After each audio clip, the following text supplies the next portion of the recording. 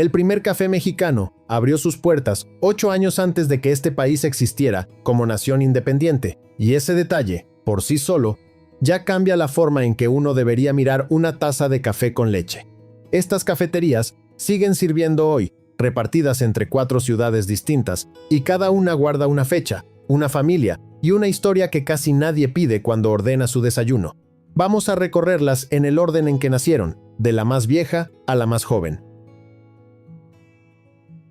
Un joven catalán llamado José Capdeville abrió un pequeño negocio frente a la entonces parroquia de Nuestra Señora de la Asunción, hoy Catedral del Puerto, y ahí empezó a vender té, vino y un producto todavía extraño para la época, café. El nombre del lugar quedó fijado para siempre por su ubicación, y con los años, el negocio cambió de dueños varias veces, hasta que, en 1890, los conductores de los tranvías del puerto comenzaron a golpear la campana de su vagón al pasar frente al local para pedir su café con leche, sin bajarse, y los meseros aprendieron a tenerlo listo antes de que el tranvía llegara. De ahí nació la costumbre del tintineo, ese golpe de cuchara contra el vaso de cristal que todavía hoy se usa para llamar al lechero. En 1926, la familia Fernández, inmigrantes españoles, se hizo cargo del negocio, y en 1994, cuando tuvieron que mudarse a su ubicación actual, en el Malecón, más de 300 clientes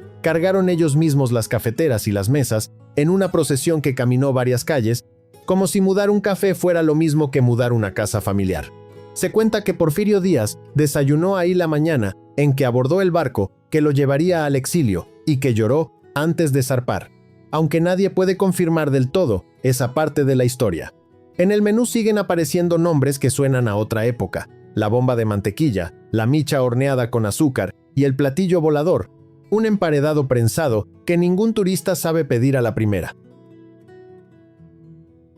Dionisio Mollinedo, conocido entre sus clientes como Papá Nicho, instaló su negocio en una casona del siglo XVII que antes había sido convento y después lechería, en la calle que hoy lleva el nombre del café mismo. Se dice que ahí, en 1922, Diego Rivera celebró el banquete de su boda con Guadalupe Marín, aunque esa historia circula más como tradición oral entre meseros y guías de turistas que como un hecho documentado con precisión, así que vale la pena repetirla con la misma cautela con que se repite cualquier leyenda de barrio. Lo que sí quedó registrado con exactitud es que 14 años después, en una de sus mesas, fue asesinado el político veracruzano Manlio Fabio Altamirano, entonces gobernador electo, en un crimen que nunca terminó de aclararse del todo. Es curioso pensar que el mismo salón que pudo haber servido pan dulce a una boda haya sido escenario de un homicidio político apenas una década después, y que hoy uno pueda sentarse exactamente ahí a pedir un chocolate caliente sin que nada en el ambiente delate lo que pasó.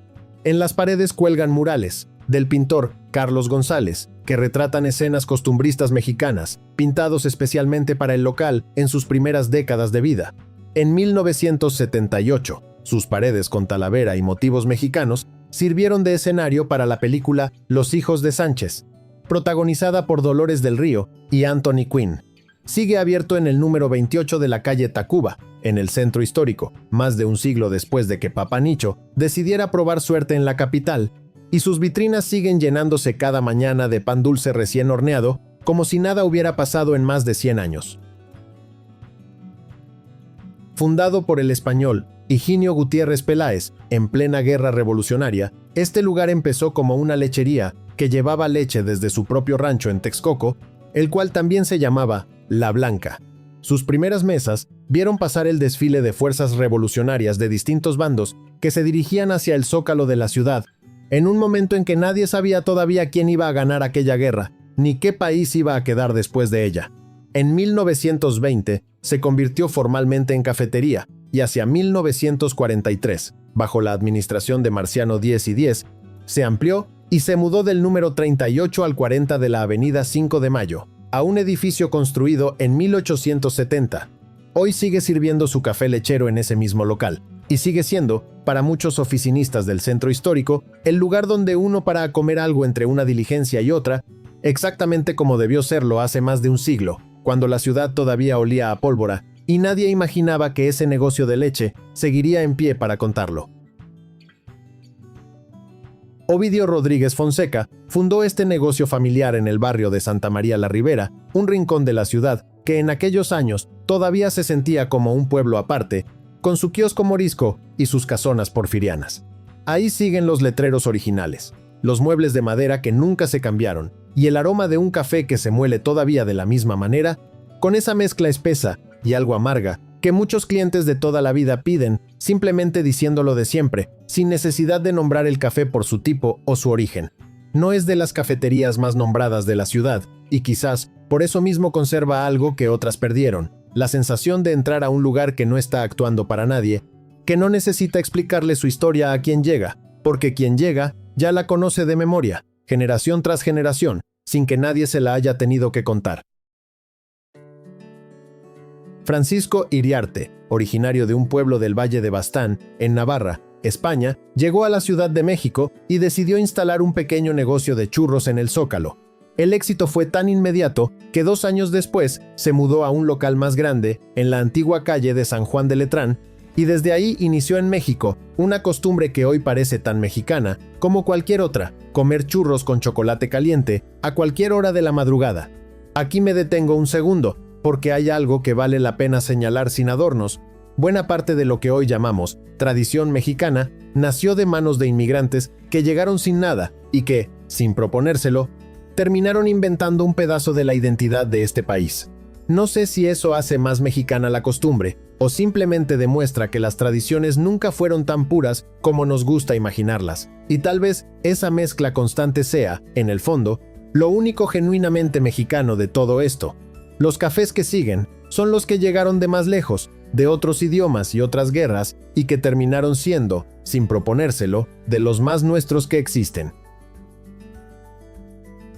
En la esquina de las calles López y Ayuntamiento, en el centro histórico, la familia Villarías, exiliados españoles que huyeron de la guerra civil, tomó las riendas de un expendio de café que ya existía desde las primeras décadas del siglo XX. Trajeron consigo algo más que recetas, trajeron una memoria de guerra y de desplazamiento que quedó grabada en un mural que hoy cubre una de las paredes del local, donde se cuenta la historia de la familia desde Santoña, su pueblo de origen, hasta la fundación del negocio en la capital mexicana. Venden grano de Chiapas, de Tapachula, de Puebla y de Coatepec, y todavía hoy es posible comprar café por kilo en el mismo mostrador donde varias generaciones de refugiados aprendieron a reconstruir su vida lejos de casa. Entre las vitrinas conviven cafeteras italianas, prensas francesas y filtros de tela heredados de otra época, cada uno con su propia forma correcta de prepararse, según explican con orgullo, casi religioso, quienes despachan detrás del mostrador.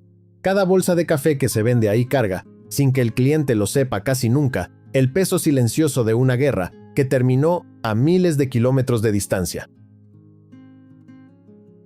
Said Saman Farah nació en la ciudad siria de Homs y llegó a Zacatecas en 1937, con 18 años, buscando a una hermana. 6 años después, al ver que en esa ciudad de costumbres coloniales lo único que existía eran cantinas donde las mujeres no podían entrar, decidió abrir un café donde familias enteras pudieran sentarse juntas. Compró un pequeño negocio de nieves y lo transformó en lo que hoy es el café más antiguo de la ciudad, ubicado desde 1983, frente a la catedral, en pleno Mercado González Ortega. En sus paredes cuelgan más de 300 obras de arte, entre ellas piezas de Picasso, Miró y varios pintores zacatecanos, convirtiendo el lugar en una especie de museo donde uno puede tomarse un café turco junto a un cuadro que en cualquier otro sitio estaría detrás de un vidrio blindado. En 2023, la familia celebró 80 años de historia y el nieto del fundador sigue al frente del negocio, cuidando una colección de arte que probablemente vale más que el edificio entero donde se sirve el café.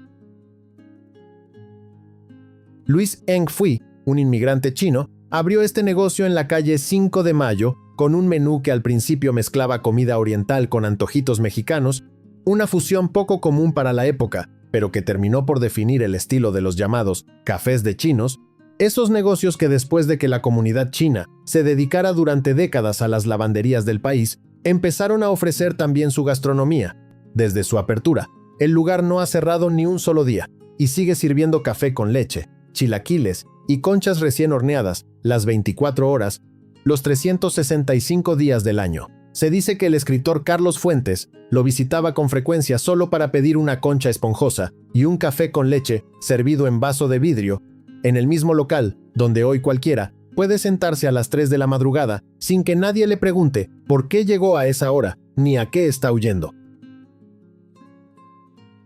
Fundado por un español que había vivido en Cuba, este café en la colonia Juárez se convirtió, con el paso de las décadas, en un punto de encuentro para políticos, escritores y revolucionarios cubanos exiliados. La leyenda local asegura que Fidel Castro y el Che Guevara se sentaron aquí a planear parte de lo que después sería la Revolución Cubana, y que Gabriel García Márquez escribió una parte de 100 años de soledad entre sus mesas, mientras la atmósfera bohemia y el humo de los cigarros llenaban el local durante horas. Con el tiempo se convirtió también en refugio de los poetas del movimiento infrarrealista, entre ellos Roberto Bolaño y Mario Santiago Papasquiaro, jóvenes que entonces nadie conocía y que hoy son parte del canon literario en español. Sigue abierto, sigue oliendo a café recién molido, y sigue siendo, para cualquiera que busque un pedazo de la historia cultural de la ciudad, una parada casi obligatoria, aunque ya nadie fume dentro, como fumaban aquellos poetas hace medio siglo.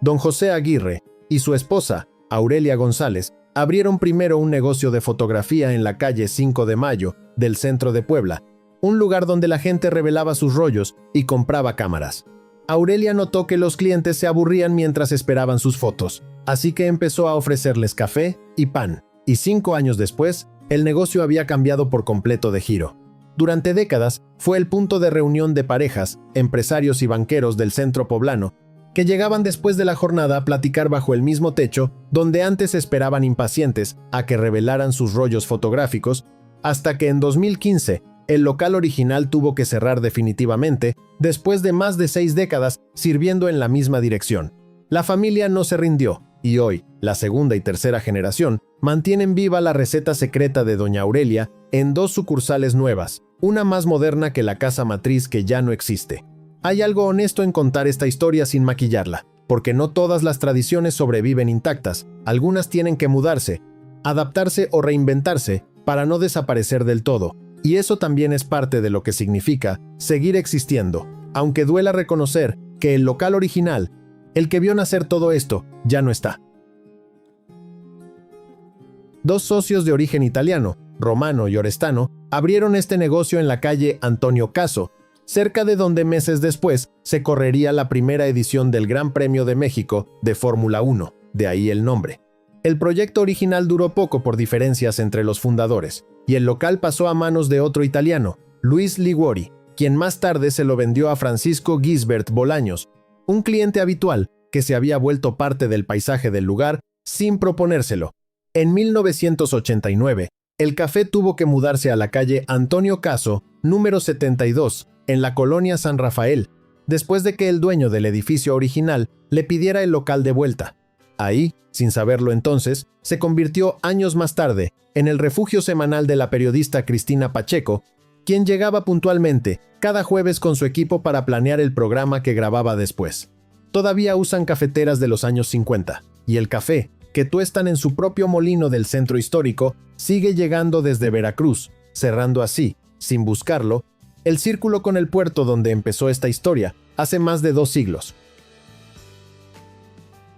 Y ahí está, en el edificio que hoy ocupa Sanborns de los Azulejos, en pleno centro histórico. Otro capítulo silencioso de esta misma historia. La antigua Casa de los Condes, del Valle de Orizaba, un palacio virreinal cubierto de azulejos poblanos, de origen colonial, funciona como restaurante y cafetería desde 1919, y entre sus muros se reunieron generaciones de intelectuales como Jaime Torres Bodet, Xavier Villaurrutia y José Gorostiza, en un edificio tan antiguo que ya era historia mucho antes de que sirviera su primer café con leche, y que probablemente seguirá en pie, mucho después de que cualquiera de nosotros haya dejado de existir.